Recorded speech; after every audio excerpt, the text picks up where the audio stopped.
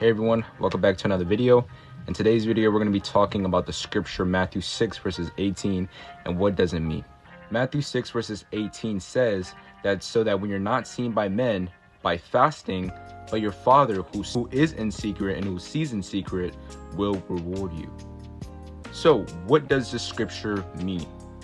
This verse is a part of a passage in the Sermon on the Mount that teaches that God rewards actions motivated by devotion to Him, not by seeking the approval of others. But this verse, Matthew 6 verses 18, encourages believers to focus on their relationship with God rather than seeking approval from others. And this verse also corrects the teaching and practice of the Israel religious leaders, who came to practice the law in a way that was not how God intended. We shouldn't focus on what other people think, but we should focus on what God thinks. If we seek the approval from others, we would not be followers of Christ.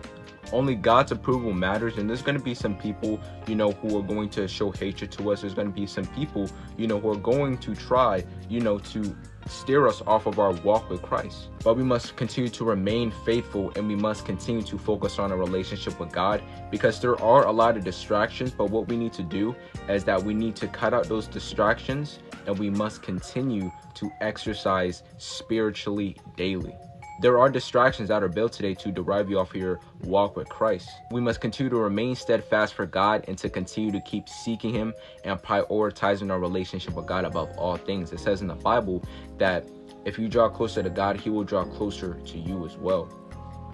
In Proverbs 8 verses 17, it says that I love those that love me, and those who seek me early shall find me. If you seek the Lord, you shall find Him. Matthew 7 verses 7.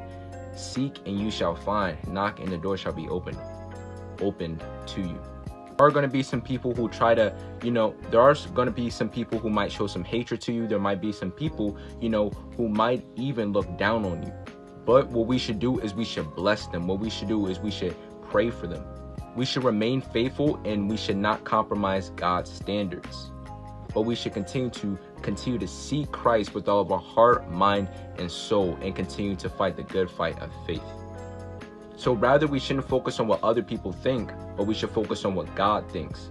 Because remember, what other people think is different from what God thinks. Don't focus on what other people think. Focus on what God thinks.